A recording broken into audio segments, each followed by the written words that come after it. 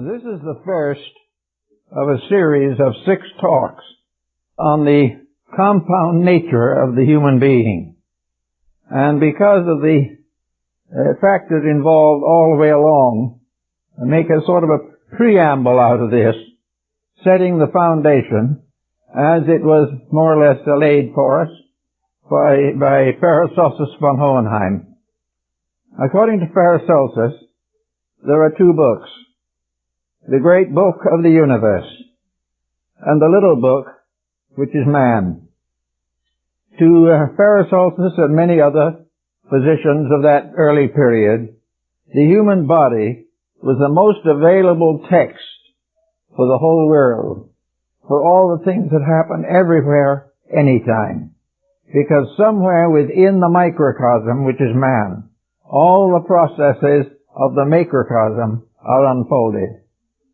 George Gallup, the man who did the Gallup poll and was a great assembler of information, said that to him it was utterly inconceivable that the amount of information in the human body is available to measure every other mystery of the universe. We have lived with this body to find it mostly creaky and a little uncertain, and do not realize the tremendous scope of wonders that are taught by the body to help us to chart the universe and all of its processes. It was, of course, Paracelsus who declared that there were 3 parts to the human body, as there are 3 parts to the world. There is the spiritual part, the invisible causal nature. There is the lower part, the body. The physical form, which also exists, is to be found and be found throughout nature. And between these 2, the man and the space, there is a middle distance, which has been called the mind or the reasoning faculty. So man is spirit, mind, soul, and body. The universe is spirit, mind, soul, and body. And these departments or divisions were the basis of most ancient reasoning and reckoning. But there's an interesting point here that I don't think anyone is making. I've never seen it made, and I've never seen any real definite effort to understand it in the large and important terms with which it can be involved. Actually, there are 2 functions in man that we have to consider: thought and memory. The individual is the thinker who remembers. Now, this is very ordinary and sounds very simple, but it is the source of infinite confusion. The thinker is an entirely different function of the compound human being from the digester or memorizer. All memorized facts are static. All facts which arise from the direct observation of realities are, we say, active. Now, the development of the memory has to a great degree burdened mankind from the beginning of time. We are depending more and more upon what we remember and less about the original thinking of which we are capable.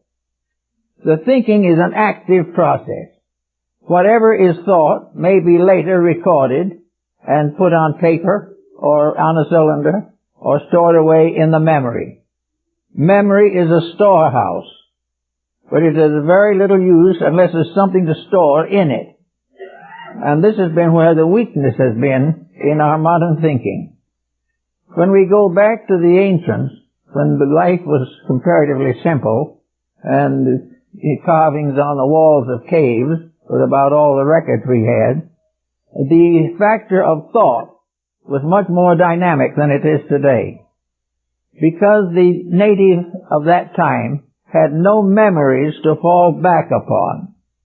There was no previous history of the world in which he lived.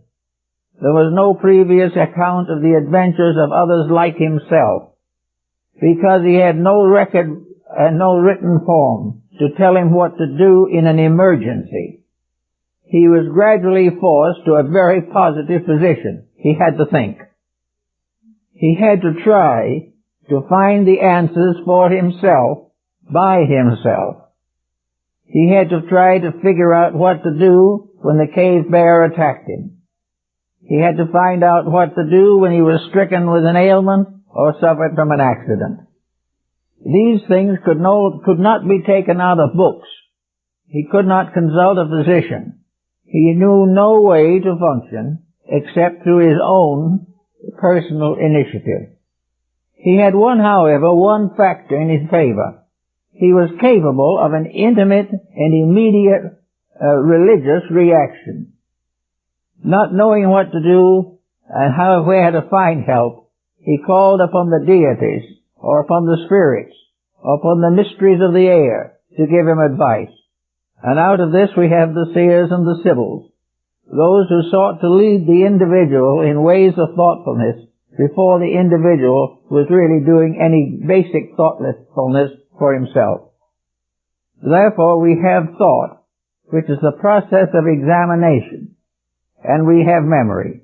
Now if we apply this to the human body, we will find that the thought is still working in the laboratory, and the memory is in hundreds of volumes of recorded research. Now these hundreds of volumes sound very, very important. But one of the things we have discovered in the course of time is that all these volumes put together do not give us the immediate answers that we want for the problems of daily living. We have got to think today in order to survive. And all the books in the world cannot bestow salvation upon us, because these books are memories. Memories that come and arise from the past, and our problems arise right now here. We have to use new agencies of thought. We have to use the mind as we have never used it before if we want to solve the problems of our time. The only thing that memory can bestow is a certain amount of consolation, a lead or two as to where in the past something similar may have occurred. But if we go back to that past when that something may have occurred, we will find the situation so basically difficult and different that we do not find the answer there that we are seeking now. Science, therefore, is a great recorder of knowledge.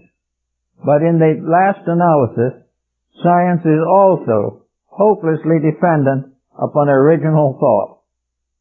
And thought is the problem that we are all working with very closely and very sincerely today. Now let's see what this all means in terms of the human being. We know the individual, everyone living in this world, has the capacity to think.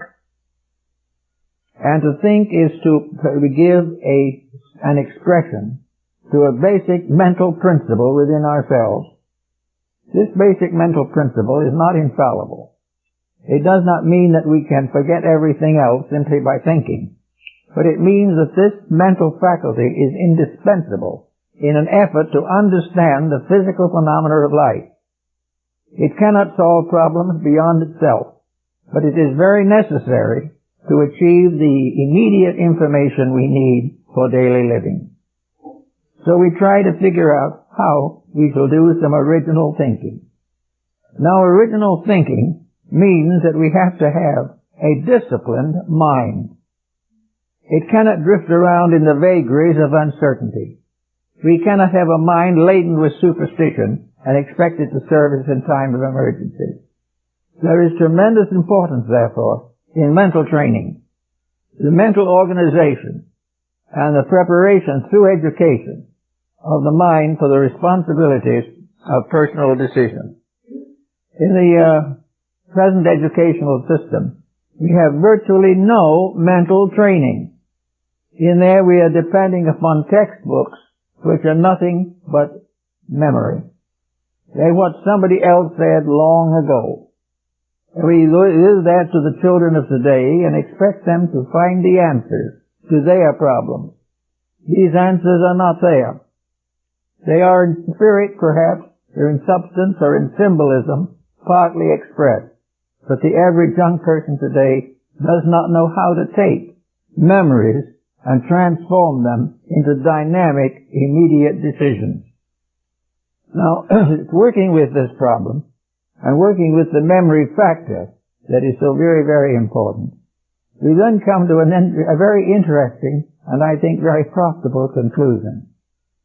Today, we are working to get our way out of a complicated situation.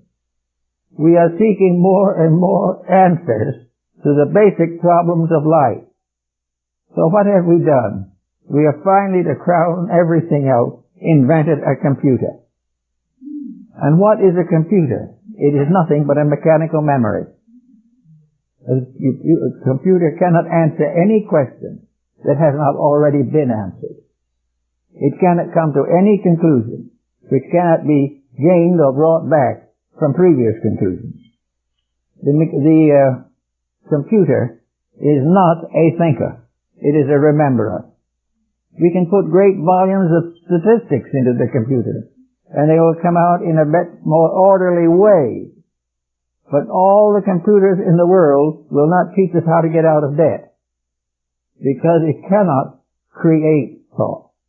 It cannot take ideas and transform them into immediate, active reality. It can give us all kinds of hunches and suggestions and opinions and beliefs, but they are all based upon something that was known before, something that existed in the time when the Chinese were shaking their oracle bones. So we have here a new way of remembering, and it probably was going to take over very heavily our educational system. But when it has done this, what are we going to have? Are we actually going to have an answer to anything other than maybe a more efficient way of doing something we've been doing all the time? We cannot expect the computer to think. And we laughingly believe that it thinks. We like to hope that it could think. Because if it could only think for us, we might be out of trouble. Because we've never been able to think for ourselves. And this is always a rather disillusioning and discouraging discovery. But at the present time, we are very carefully educating people for the problems of computerization. We are going to be able to feed all kinds of facts into the instrument, and it's going to come out with all kinds of answers. But these answers are not going to be beyond the sphere of the physical information that we can pour into the computer. Now, if we poured into the computer all that we know about man, we probably would come out with some rather complicated findings. We would realize that probably none of us have ever thought of all that is thinkable about the human state. We would also find a certain number of facts, which are in themselves very important. Facts have to be there, but facts are also static unless the mind renders them dynamic. The mind has to put life into facts. It has to take the fact and use it to accomplish a specific purpose, or the fact is not useful. So we can get all kinds of facts. For instance, we can be told by a computer that we should love each other, but that does not end war. We can be told by the computer that it is perfectly possible to do a better job at bookkeeping than we do now. This can be accepted and will prove to be true. So we will accept the facts about the bookkeeping, but we know that we have no answer about the war. All of these things remind us that no instrument that man develops on himself can be more enlightened than the person that develops it. And that also in this case, that we are developing in the study of the human body, its anatomy, physiologies, and functions, a great deal of information that can be very valuable to us. But if this valuable information is simply fed into an instrument, it will come out with no more answers than perhaps the Aborigines had long ago. Because there is no solution in merely finding the answers that are already there.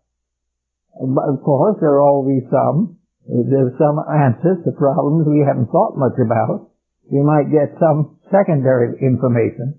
But the primary problem of where we're going from here has to be mastered by the mystery of the mind itself, and not by any form of computerization or the regimentation of knowledge in retrospect or in anticipation. We are therefore right now on the problem of looking at the human body as it was looked at by those long ago. There was a time when our actual information was very limited. Therefore, all knowledge had to be from experience. The individual in a little tribe of a half a dozen natives somewhere in the valley of the Rhone had to live the best he could in a cave with a stone axe. Everything that happened to him was very real, very definite, and very consecutive. He did not know how to solve these problems, but it gradually dawned upon him that there had to be an answer. And the first answers that he thought of were religious. He thought that somewhere there was a spirit, or a God, or a soul, or something that was available to him in a great emergency. And he was in a great emergency all the time, so that he had to constantly beseech this power, whatever it was, and however it worked, to help him. Now, he didn't know at that time, however, of what you might say is positive thinking. He used positive thinking a great deal to solve problems these days. And he did it, but he didn't know it. His positive thinking was to think there was something better than he was that could take care of him. He didn't think he could do it for himself, but he thought it could be done. And that began the development of theologies and philosophies and moral systems. They were all part of man's desperate determination to answer the hurt that he had today. He could remember the hurts of yesterday and what caused them. That might prevent him from repeating the hurt. But in the history of civilization, the repetitions of hurt have seldom if ever been identical. And the man who had a hurt a week ago learned something from it may get no helpful information from another hurt today or next week. Each situation is a complete problem in itself. And the only way to meet the complete problem of mankind is by the complete use of the faculties which we have been given to solve problems with. Now, in our first talk of this series, the problems we are discussing are physical. They will come very well, therefore, under the general heading of science. And we know from the history of science several things that are important. We get a hint about science from tradition, from memory. Memory, if we look up science in the dictionary, we find out what the memory of science is. And we find out what it was supposed to do, how it was supposed to do it, and what its best conclusions were. Now, these conclusions may not be too good, and many of them will have to be rejected, and many of them have been completely contradicted. But there are some that have stood the weight in time of years, and these we have to study in terms of scientific. But the moment we come to a scientific problem, then we have to turn it over to the mind, because no scientific problem is completely solved. It is in some form of being solved, or it is being rejected as not possibly to be solved. But anyway, we'll assume that the mind takes over the problem. Now, it can then immediately look it up in the best book on the subject, and will then find the memory of that problem. It will find the memory of the Spanish Inquisition. It will find the memory of the Crusades. It will remind us of the wars that have gone, the great wars of Attila and Alaric. It will teach us a little bit about the Ptolemies and Napoleon and Hitler and Mussolini and Stalin. And will give us a very interesting cross-section of all these things. But what we're reading is memories. Therefore, we can find out what happened, but memory cannot tell us what to do about it. Memory can only recall that this was an outrage, and this was a terrible thing. We've had those kind of answers for centuries. In the present century, we have had the two worst wars in history, and behind this is over 3,000 years of records of these things, but still no solution. We know, for instance, that war is what it is, but how to do something about it. So today the foremost nations of the world are trying to figure out what to do about it. And their first job has been to go back into the memory bank and see what was there, and to find out why these things happen. And with the aid of the memory bank, they have found out what happened, and why and how it happened. But it ends as a statistic. There is nothing in the memory bank that can give them a clear vision of solution. The memory bank may be morally informative. It may just tell us all that we shouldn't fight, but this doesn't solve the problem.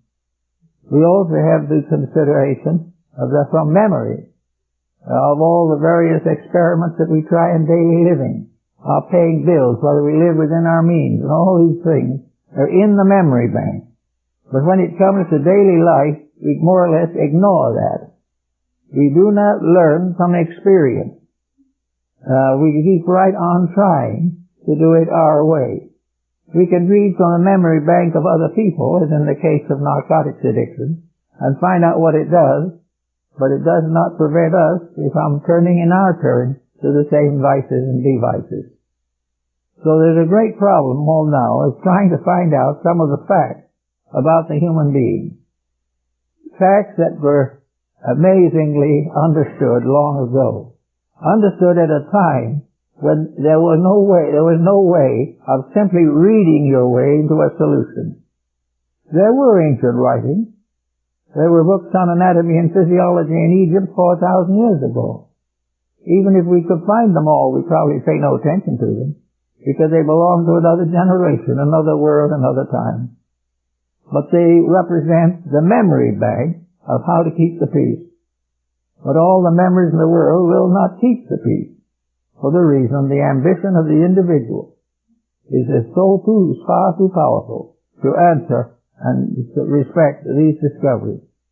So the mind must step in and work with the material, and must also add to the memory of the past the experience of now. The mind, therefore, has to work with now. And now, in some way, never quite fits the past. It never quite solves the mysteries of the past. And the mysteries of the past never quite solve the modern problem. The nearest we can gain for moral solution is ethics, which will contribute something. But most people are unwilling to live according to it. Now, from the human body, we gain a whole group of interesting facts. As I said, Paracelsus says that there are three parts to the mystery of man. Man as a causal, spiritual being, man as an intellectual individual, and man as a physical body.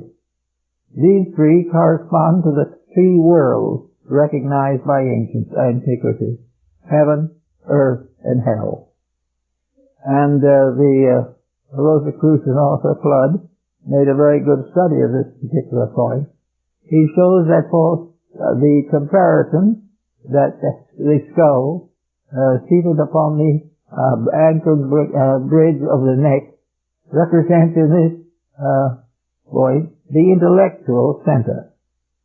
The physical center is in the physical body, it surrounds the heart and the most vital organs.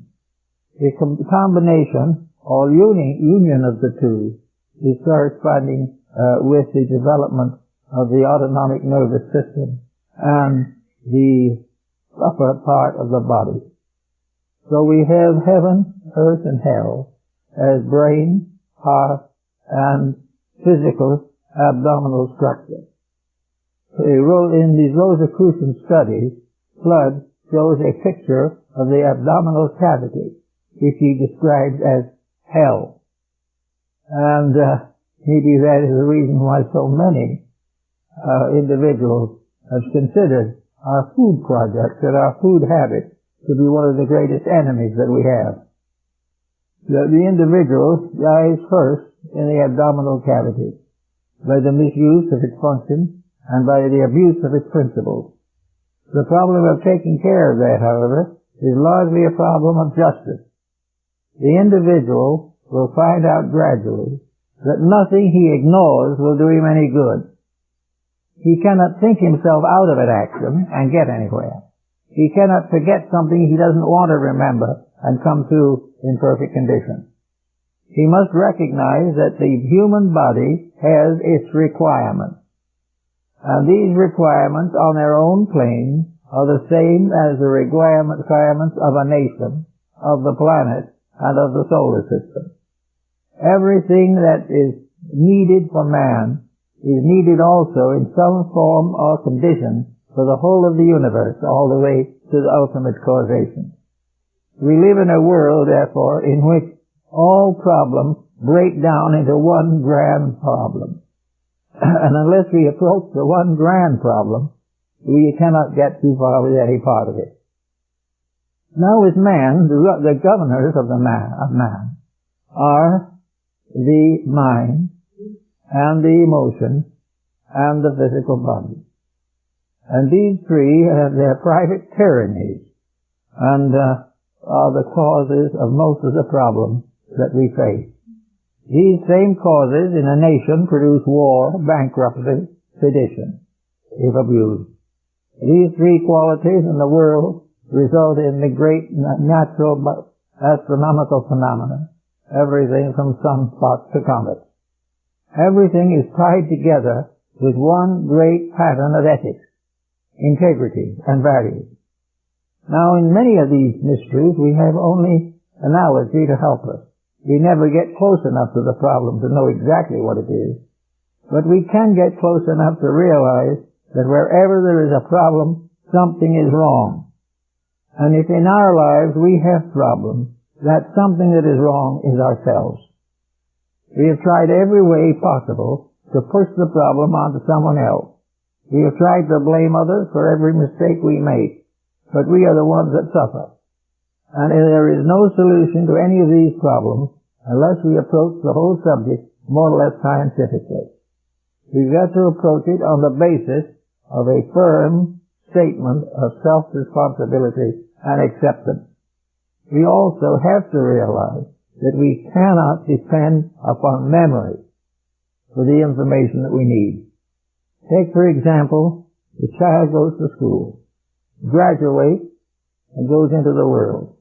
And at this time particularly, any information that he learned when he was 8 or 9 years old in school is liable to be completely wiped out by the time he is 16 or 18 years old. The rules he learned are obsolete before he memorizes them. The situations he thought he was fitting himself to meet no longer exist. The man who spent many years getting a career so that he could become a broker, when he finds there's so many brokers he can't get a job. All of these things represent an effort to just memorize your way into some kind of security.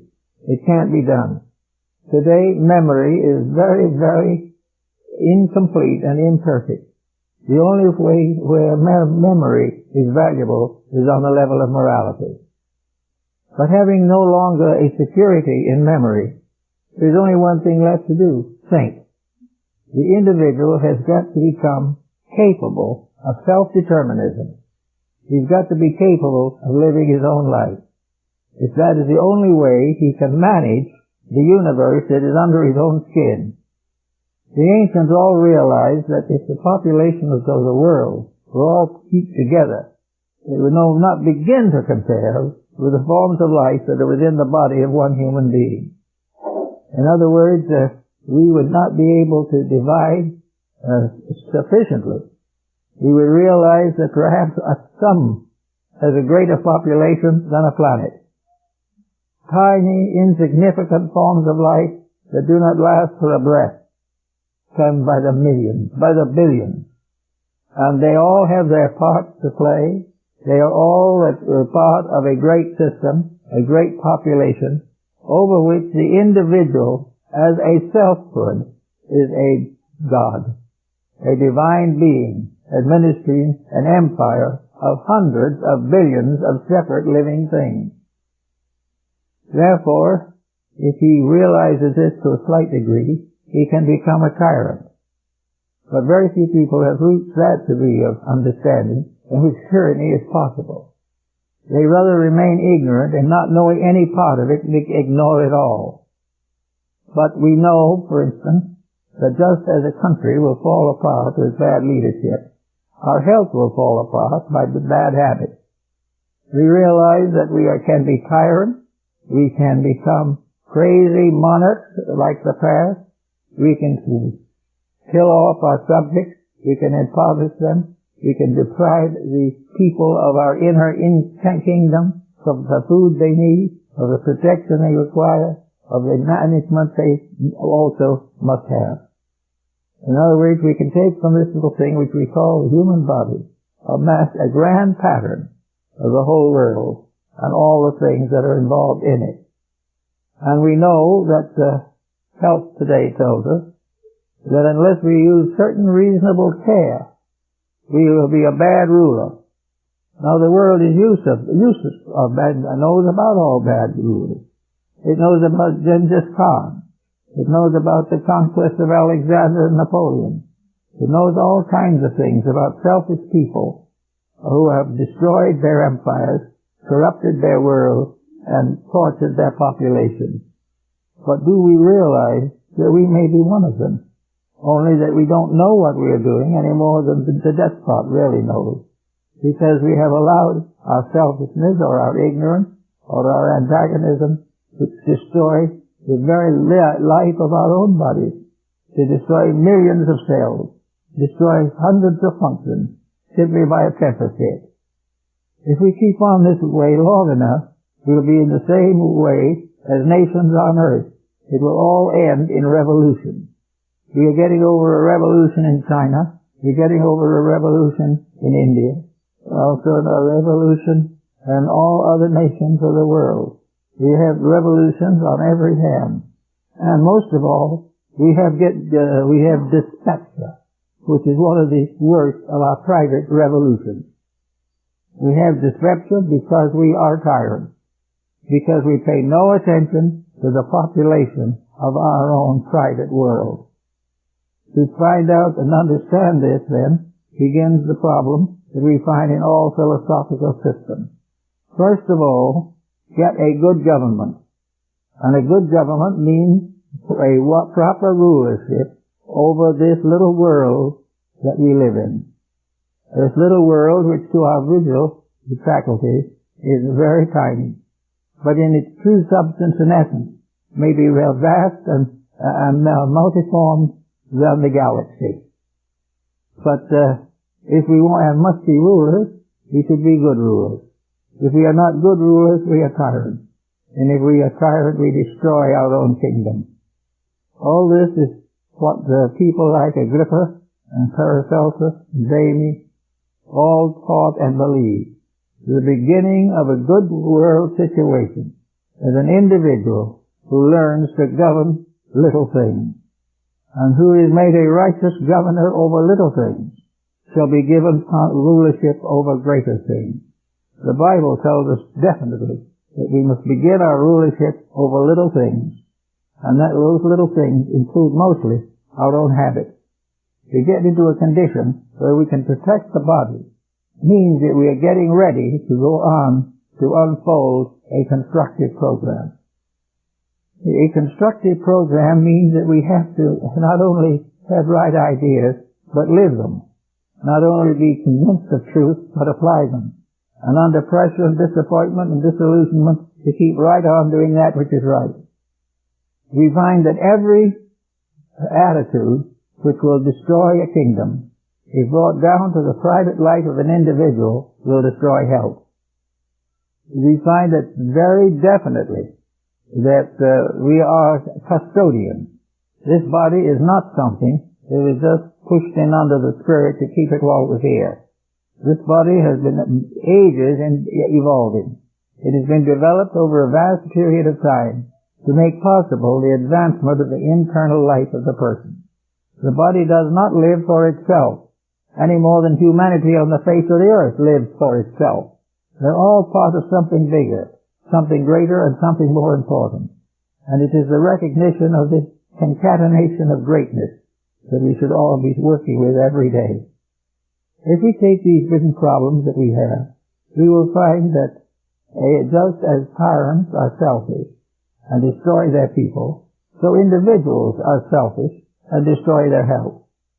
That wherever tyranny comes in, and in some cases tyranny is gratification of undisciplined habits, we may find that the individual will not break habits which will destroy him, so he is destroyed and they blame someone else. When this happens on a larger scale, we call it Alexander the Great. We really always are thinking of great people who make mistakes.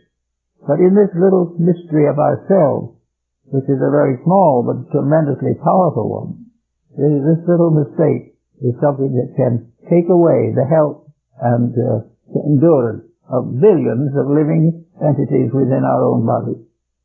All this is something that we do when we study human alchemy and chemistry. We have to begin to have profound respect for the economy that makes possible the creature that we are. So we get away from the belief which we have in so many things. For instance, in law, if we don't know how to try the case, we get out the books and we read, and we hope that when we read, we will get the answer. When the individual is sick, we make an examination, but the examination is read according to the experiences of the past. When we prescribe a drug, it is based upon some preparation which we have found in the catalog of drugs and hope to God it's the right one. And it is the same in politics. When we elect a politician, we go to the Romans or we go to the Greeks or even the Chinese to find out just how it should be done. And we get generally a government of theory and lack of practice. And we discover that without disciplining ourselves, we have elected an undisciplined body to govern us. So that all the way along, every time an emergency arises, it is a determined fact that we have to be prepared for it. Now, how do we prepare ourselves for these facts? First of all, we must prepare by a series of moral lessons. When we elect someone to public office, we hope we will get the individual who is best qualified. When we try to make decisions of our own, we hope that we are in a condition to make a just and intelligent decision, which may or may not be true, usually is not. So we have to prepare ourselves for responsibility. It has been talked about the importance of having a university for the education of diplomats and those in heavy political positions, that they should be trained particularly for that.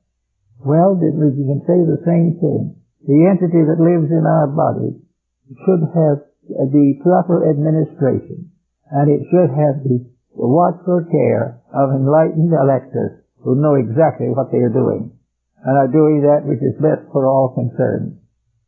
The experiences which we will recognize, as coming partly at least, through memory, have their value.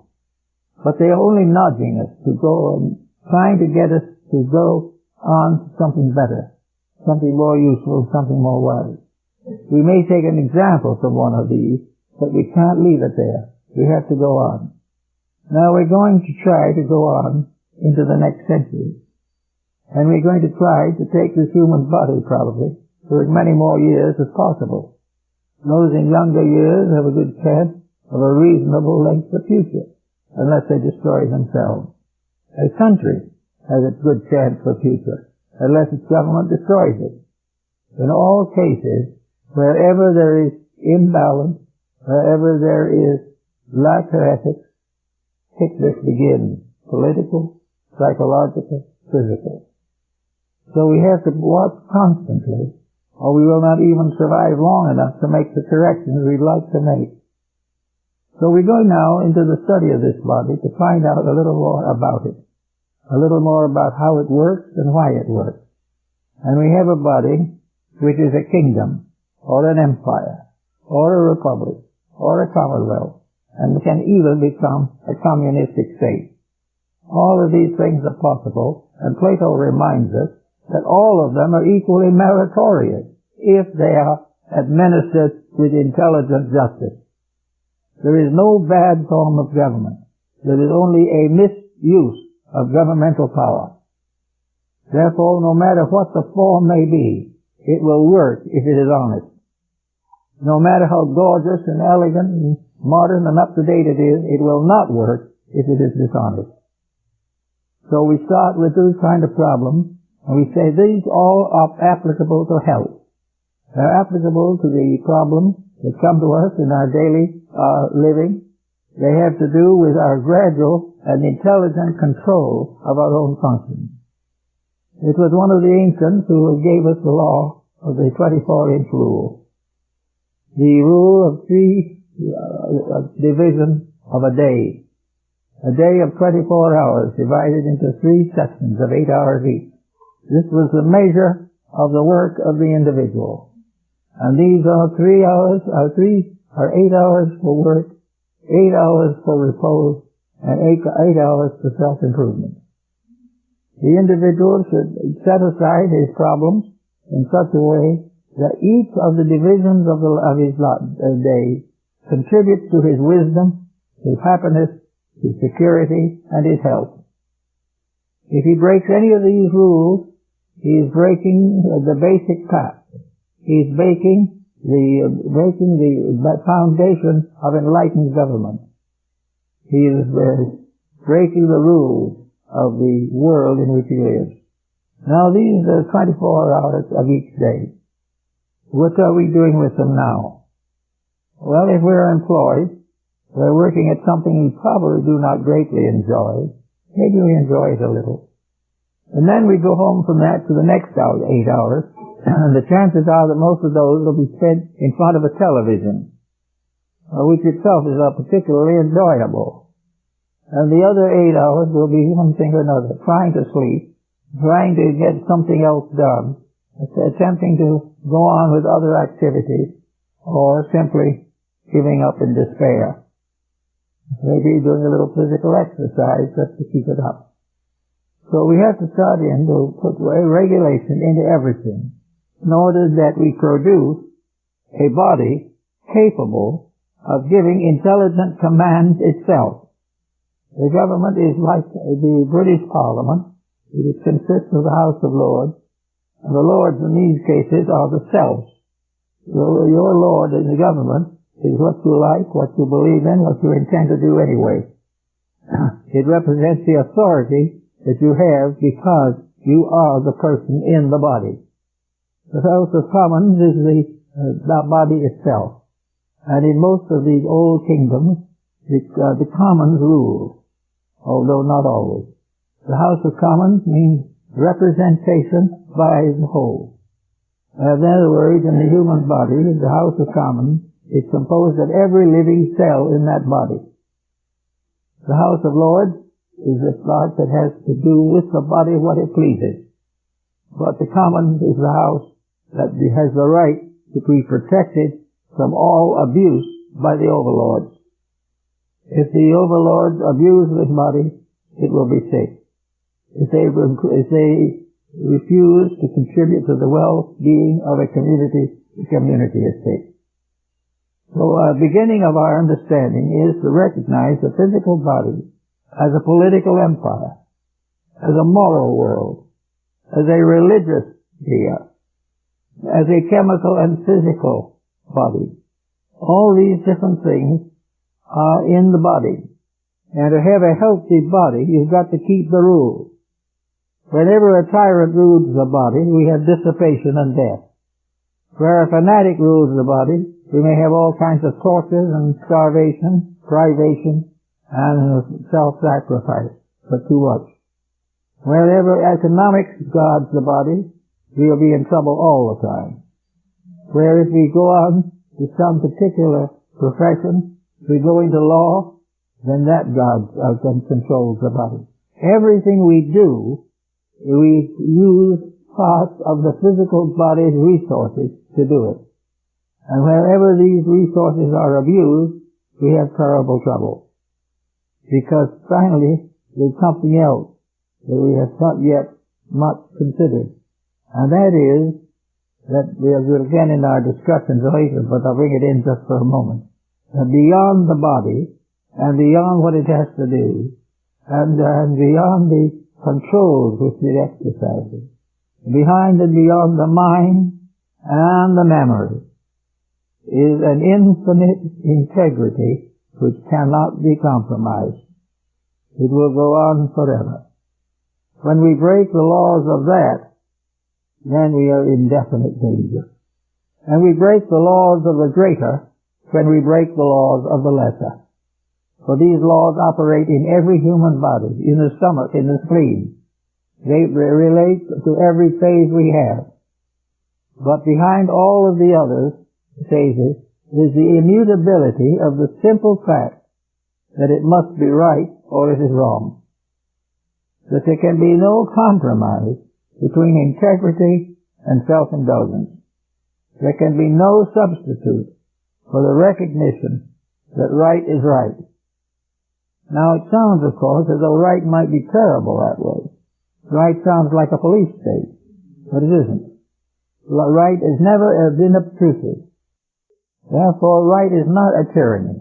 Right is a simple action in conformity with the rules of the game of life. It is the keeping the rules and enjoying the result of good citizenship. The moment the individual becomes a bad citizen, then the laws of the eternal nature come in upon him with all their destructive and miserable reactions. But they do not come in unless we break them. We do not know of evil while we do good. We do not know of ignorance while we are naturally wise. All the artificial achievements which we vanish, which we image too highly, slip away. But the integrities remain forever. And those who keep in harmony with these integrities live at peace with themselves. And this is the beginning of living in peace with the world. Now we take the human body and we say that it is a regulator of all the affairs of nature. We study the human body in terms of ancient philosophy, and we find that even very physiologists were pretty well acquainted with this particular problem. They knew, for instance, all about the 12 wise men on the top of the mountain. They realized the 12 apostles, all these things, and they realized that there are 12 convolutions of the brain in the ancient mountain on the top of the great hill, that the mysterious world of Brahma is on the shoulders. In the tabernacle of the Jews, it is laid out, instead of rising, it retires into the den. Here again, you have the 3 steps of retirement, and in the end, in the Holy of Holies, the Ark of the Covenant. And the Ark of the Covenant consists of angels with their wings meeting over the mercy seat. These wings of the angels are again the convolutions of the brain. And between them rises the flame of the Shekinah's glory. For when the Lord came to bring messengers to his priests and his prophets, he appeared as a great light upon the mercy seat. The mercy seat is the third ventricle of the brain. The glory of the Lord is the flame that blazes out between the pituitary body and the pineal gland. Every part of the philosophical and religious mystery is actually performed in the secret part of the human body. We find also that the human body, with the brain above it, the spine, which is the whipsaw of the small cord, the 33 segments of the spine are the 33 years of the life of Christ, and are the 33 years which required to complete the temple. Also, these small filaments of spinal cord at the base are referred to as the whip of small cords, with which Jesus cast the moneylender out of the temple. All of these things have their physical, bodily equivalent and are perfectly balanced. We know that the diaphragm supports the Mount Moriah on which stands the Temple of Solomon. We know that the vagus nerve is the great river of life. We know all these things. And, for instance, we know that there is the anatomy now refers to certain small growths at the base of the skull at the back as the pyramid. It knows that the outer cover of the brain is the daughter maker, the rough or strong mother, and the inner covering is the peer maker, or the very subtle and gentle mother. All these terms are used in anatomy. And every one of them can be tied back to some religious fact, because they pertain to facts and circumstances that are unchanging. Everything that is inside of us is a miniature of everything that is outside of us. And when we begin to realize that, we also realize that all the false glories, all the crimes and all the corruption are massive physical enlargement of the bad habits that are continually fluttering around in our own subjective lives. So we try to work with all of these problems, knowing that the first problem we have is this physical body, that we want to live in it as long as we can and as helpfully and happily as possible. And that to do this we must do what we can. No one will do it perfectly, but we'll do what we can to make it not only a useful body, but dedicate its use to some purpose beyond the wasting of time. That there is always something to be done. That a body should be built in the mother's womb, should go through all of this mysterious transformation, pass through all the kingdoms of nature in miniature, and finally become born into this world in great pain and travail. That all this should happen. Then it should start and grow up and go through all the problems of becoming an adult out of the stress and pressures of our modern environment. And what does it do when it has accomplished everything? Takes on narcotics and kills itself. This is not what was intended. And there is no way in which this type of thing can ever produce forgiveness of sin, because it is not a forgivable sin. The sin is very different. This is simply an individual who actually doesn't know or doesn't believe that he has any purpose in life other than to try to stay here in some way as long as he's comfortable. These things have to be built in. And why do we say they have to be built in? Because they are part of the science of the human being, which means they are part of the science of medicine, that they are the part of physiology, psychology, anthropology. They are part of all the systems of work that have to do with the well-being of the individual. And every day today, there are new problems created. These problems probably will not be corrected by use of memory. They will be corrected only by the use of the mind in a proper way to solve the difficulties which have resulted from using the mind in the wrong way. It must be used as it was intended. So we find health not to be divided from wisdom. And the functions of the body are one with our love for God and our fellow man. There is no way in which hate can ever produce anything but trouble. And while we hope that it's going to trouble somebody else, it always finally troubles us. So little by little, we become aware of psychical or physiological the mysteries relating to the body. We realize that it is something that can be incredibly important. That we can produce in this world leaders who will protect us and guide us and help us all to attain the fullness of our manifestation. It can produce families of people who really understand each other and are willing to sacrifice together for the common good.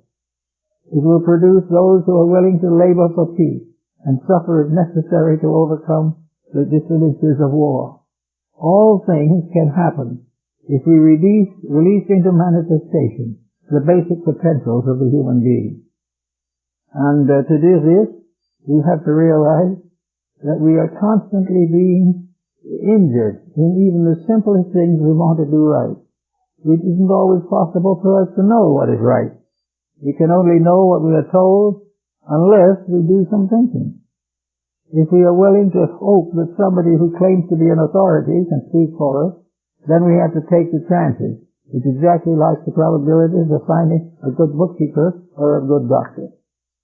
All these things have to be either done by ourselves or else they have to be delegated. And if they are delegated, we have to expect a certain amount of imperfection or incompletion. Ultimately, everyone must feed his own life into the good world we all hope for. In the meantime, however, it is necessary to recognize the basic facts of life. I had a letter not long ago from someone who is trying to improve by the use of new and religious ideals now current, and wants to know if certain groups are legitimate and certain groups are telling the truth, and if it's all well the religious world. Well, it's practically impossible to answer questions of that nature. No one knows really how good anything is except the person who creates it. If the individual who creates something does so for the common good, it will probably be good. If he will create it for the good of himself or profit, it will probably not be good. These are rules that we all have to face. Now we also owe something. We owe something to the earth beneath our feet to help this body. We owe something to all the kingdoms of nature that give us food and give us help at all times. We owe something to all the different levels of society which give us protection or give us opportunity. We owe a great deal to those who help us to achieve a good education or develop good habits. Everywhere we owe a lot to life, and that means that we have that debt that must always be paid. If we accept life and do not pay the debt, we will reap death. This is all part of the physical world. It is a world that you can study geographically with its mountains and its streams, its lakes and its valleys. It is also the psychological globe or world, which we can say is made up of moods, feelings, beliefs, attitudes, customs. All these things are part of a social or civilized world government or world life. Each of these things has to be given consideration, and we could hope sincerely that each individual who really wants to improve will give some thought and some effort to correcting the imperfections of his own nature. Not because we want to hurt him or worry him or we want to torture him, but simply we want to save him from the inevitable suffering that comes from willfulness or ignorance. We have now better knowledge of many things than we had before, but we also have developed a strange and almost uncontrollable abandon economically and socially. We live only to spend, and in order to do this we must steal. And if we take the other man's money, it's exactly like taking his food. For if it is his life and his only support and only security, we have no right to make this impossible to him. The human body has to be at peace. Now, where does the human body most often get sick? Well, I have been told, in fact my old friend Evangeline Adams, the astrologist, told me once, that sickness and death always begin with the intestines. That nearly everything that destroys us is some kind of an indigestion. It can be a religious indigestion that makes us a fanatic. It can be a social indignation or indigestion that makes us antisocial. It can be almost anything, but it is something that has to do with a digestion and assimilation.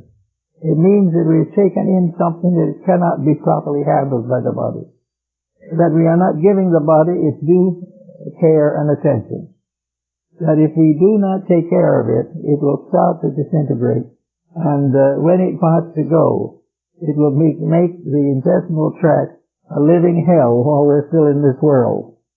It can be a very serious and terrible thing. So we have to prepare. Now, if we want to keep out of hell morally, according to our friends the theologians, we've got to keep the good word. And if we want to stay out of the hell of intestinal disintegration, we've got to watch what we eat, how we eat, and when. We also must always realize that all food must be taken with a gentle spirit. No one should eat when he's angry, eat when he's upset, eat when he is not hungry, all these kind of things. But he should so live that about 3 times a day or thereabouts he will be happy enough to eat normally. If he does that, he will probably have a pretty good digestive system. But everything we do goes right back to an analogy or a simile in the body itself. We find that we are also composed of creatures that have reaction to what we eat. Now, it should never be forgotten that every food element has a dispositional factor. To a certain measure, we are what we eat. Not entirely. But all forms of food have moral and psychological reactions. And many an individual who thinks he's dying of a bad psychosis is simply dying of frustrated indigestion. All the different things that we have to do are very simple. Now, the ancients pointed out that the more money we have, the more luxurious we are, the more likely we are to be sick. Because the moment we become luxury-loving, we're in serious trouble. And a man went to a Greek philosopher and said, "Master, if I was to damn a man, what could I do that would most destroy him?" And the philosopher thought for a couple of minutes. "Well, if you wish to do the worst thing you can to him, tell him you hope that his son will live luxuriously. Because if so, they will be a disgrace to you for the rest of their lives." So all these things go back to the body. They go back to the physical structure with which we are endowed. They tell us something that we should watch and listen. We cannot solve these problems with stomach pills. We cannot get away from these mistakes. We cannot get away from the danger of alcoholism. We cannot get over the disabilities of cigarette smoking. We cannot possibly get over narcotic addiction.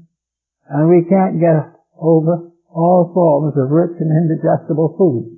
These things are destroying not just us. But imagine now that we're infinitely small, and we're located somewhere in the southwest corner of the liver. It's a funny place to be, but we'll do for the moment.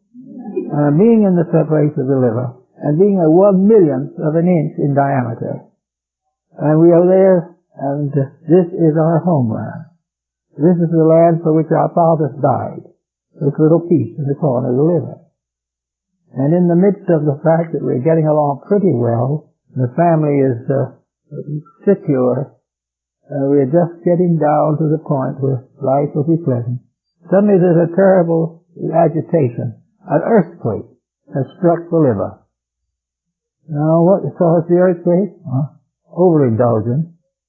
There may be this little psychosis of the liver thrown in. But all of a sudden, this little being, everything that's important is taken away from it. It has no longer the power to live. It has no longer the power to do anything. Its world has been destroyed by somebody who ate too much. And who is his God? He had no way of resisting it. But all of a sudden, the power that fashioned him destroys him.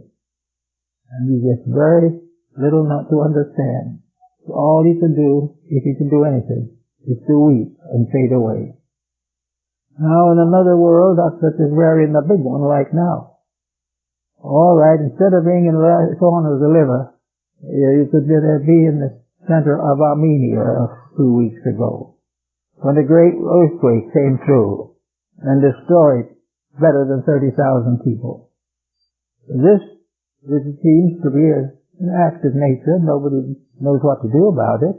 They just think it's one of those things that happen. We don't have to think that. Because long ago, back in Alexandria, when they were studying all these types of things, they realized that earthquakes do not come just simply out of indifference in nature or accidents that can't be described. Just as the individual destroyed the little bit of power of the liver to take care of that little cell, so earthquakes are acts of moral reaction to a great body suffering from sickness. The planet can be sick. It can have a broken heart. It probably has. It can have dyspepsia. It can have angina pectoris. It can have neurosis. It can become completely involved in some mysterious psychic stress pattern.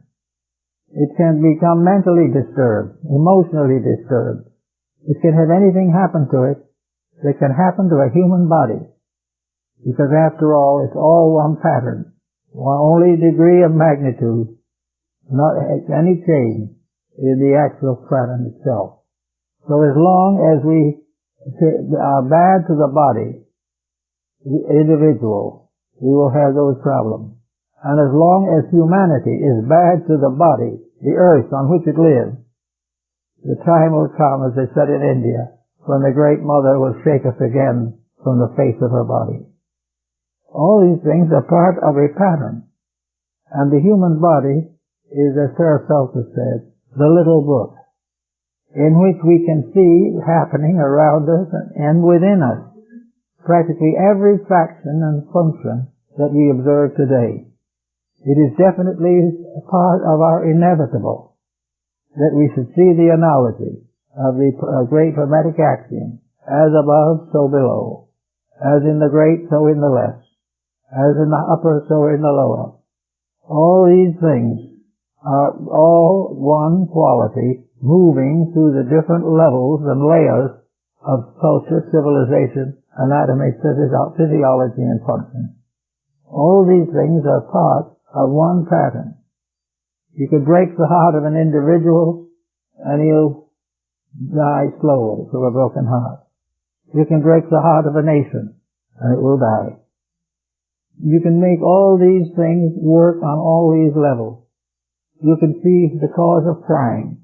You can see all the different reasons why things go wrong.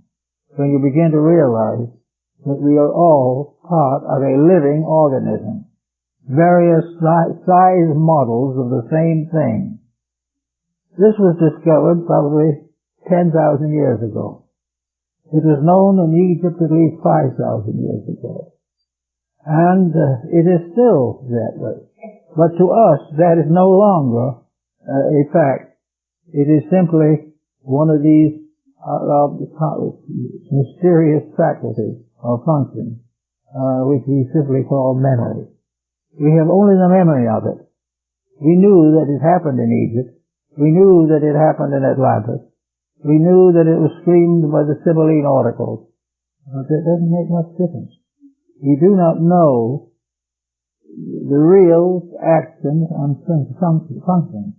We do not really know what we have to do to get over it. Well, Paracelsus says it's only not so complicated. The only way to get over the consequences of our mistakes is to stop making them. There is no way we will ever have them blessed and continue to make them. If our world is in trouble, it can remain in trouble until we correct the trouble. Now, we are not going to correct the trouble by writing books on the trouble. We're not going to do it by quoting the elders who wrote on the trouble. We're not going to get it from studies of trouble of 1,000, 2,000 years ago. They may give us a hint, but that's not the problem. The problem is to stop the trouble we're making right now. And we're going to have to use new ways of doing it. The answer to the problem of human regeneration cannot be taken directly from the past. It can be understood or said in terms of the past. But the answer must be now. It must be in terms of the immediate situation. We have had all kinds of troubles in the past. We've had wars in the past. But this is the first time we've had an atomic war. And that changes the whole pattern, requiring an entirely new group of solutions. It's not going to be possible to do what they did long ago, arbitrate a war, and sit around a table and sign the peace tract. Now it's going to take more. We're gradually approaching the danger point in which there is no way of stopping the mistake except to stop making it. And that is the thing we're all fighting against. We're fighting against the curbing of our luxuries, our expenditures, our jealousies, our affections, or our hatreds. We want them to be all left alone so that we can do as we like. Every nation that has done it that way has died. But the fact that it died doesn't mean that we could save ours simply by copying the laws of the other one. there is a separate factor every time, because there is an evolutionary movement here.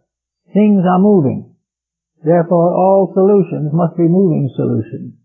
They cannot be based upon some static point 2,000 or 3,000 years ago. They have to be used in a new way.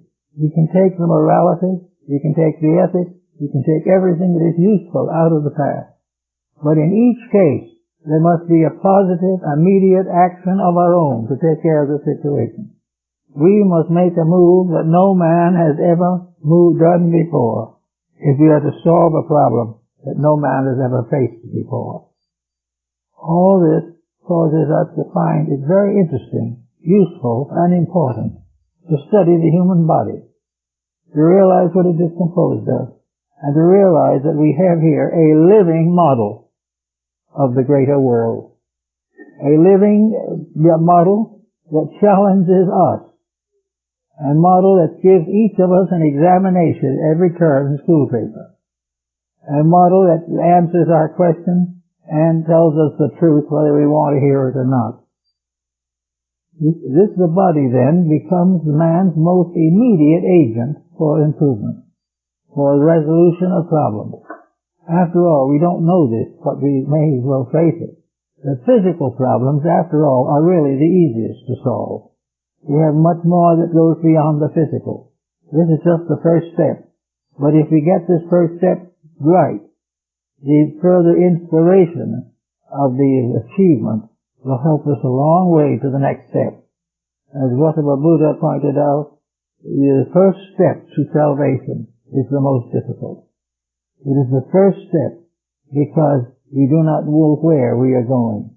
But once we make a step forward and discover that there is solid earth under our feet, that we are moving in a direction, that we are gradually overcoming the hindrances that prevent us from doing things well. Buddhism calls all these mistakes hindrances. They are all things that delay. What we call the mistakes of the day are delays. Everything is a delay. It is something that prevents the proper motion of things. A delay or a hindrance is something, an object or condition, which stands between us and peace, stands between us and the fulfillment of that which is right and good.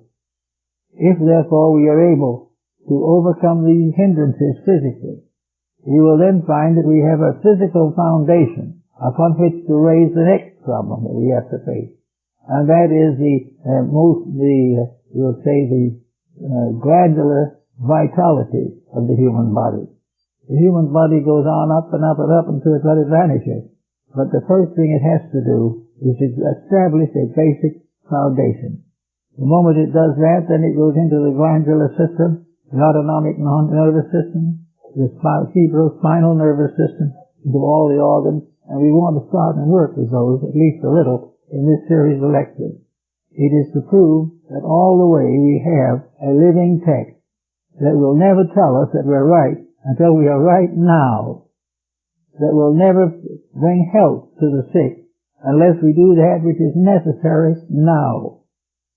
While Nostradamus was medical officer of Salon in France, there was a bad outbreak of diarrhea in the country, and he suggested that it was probably caused by a swamp in the outskirts of the city, which was known to have a bad smell and to be surrounded by strange insects and creatures. He thinks it should have been drained. He wanted the people to drain the swamp. Well, they appreciated his request. They thought he was the most wonderful man in the world, and that they would take it up with the city council. The city council did nothing. Therefore, Nostradamus took up his little box, got back on his old mule, and rode out of the city. His advice was priceless. They loved him devoutly. But when he asked them to drain the county swamp, nothing doing. The swamp had always been there. So when we say to somebody, you have to drain that temper you have, it's getting you in trouble, you lose a friend right on the spot. They know that they need to change, but they don't want to be reminded. So we hope always that we will be able to achieve health, peace of mind, world balance and equilibrium, and overcoming poverty and crime, without changing our own conduct. Any physician can tell you that you can't get over the effects of over-drugging without giving up the drug. And we cannot get over some bad habits until we change the habit. Otherwise, the comfort of being sick from the habits will continue. And we will keep right on until we slip off into that quietude which will give us some time to thought before we build up another body. But it takes good many bodies generally to get to the individual to say to himself, it takes me 20, 21 years to get this body functioning. I have to get up and be born. I have to cry. I have to be weaned. I have to gradually go to primary school or kindergarten. I have to go through the experiences of social adjustment with my peers, the other members of school. I have to get over some younger sicknesses. I have to do the teething. I have to do all kinds of things. And finally, I have to get educated enough to get a job. And I've been 20 years old by that time and have all that work behind me, all this problem. And then what do we do with it? Well, one poor person told me they thought after all that work they ought to spend the rest of their life playing. But it doesn't work that way. What they really have to do when they get that type of background is spend their life doing something that makes all this misery worthwhile. If they don't do that, then the misery will continue instead of the life. So we have everywhere in the world today people who want to live better than they are living. But very few of them want to give up their animosity. They do not want to make the changes which in a case of sickness will help them to restore health. But they are sick. There are all levels of sickness. And until each level is mastered, corrected, or understood, and if necessary apologized for, there is no probability of improvement. So these philosophers, the Rosicrucians and the alchemists and the Kabbalists, had this realization that you cannot depend entirely upon memory for anything. You have to take what you remember of the past, put it into the test of now. The past helps, it does not complete. Everything that has to be solved must be solved by the individual growing now. Now there's nothing in this growth pattern that says he has to be perfect. Because of 10% improvement would so change his life he'd never recognize it. But it is true that he has to change himself. Tradition, example, knowledge of the past may give him some of the instruments to work with.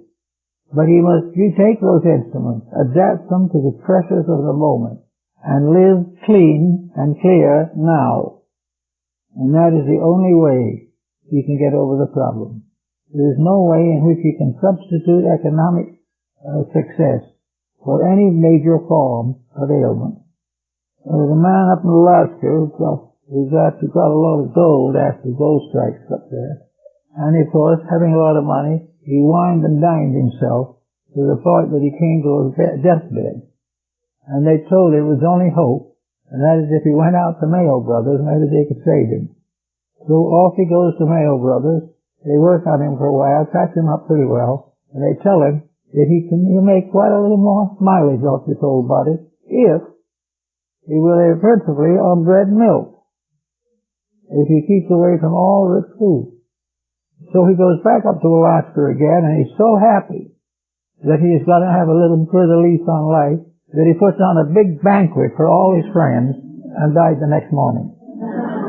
Now, this is a rather abrupt answer, but hundreds and thousands of people are doing this very thing just a little more slowly.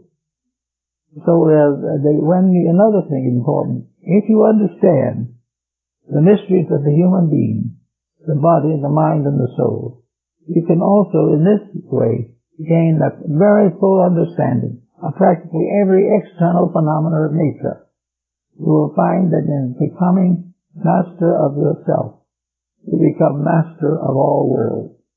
And the fact that you're the master of all worlds is proven by the simple fact that under no conditions will you allow yourself to corrupt any world. that your management or ownership of it shall be for its good and for the fulfillment of the noblest parts of yourself. The world is gradually becoming healthy, mentally, immorally, physically. By keeping the simple rules of now, we'll find that he can then derive from the past certain principles that are useful to him. But by his own constructive, creative, enlightened thinking, he must make those rules applicable to the conditions of today. If he can do this, all will be well. That's it.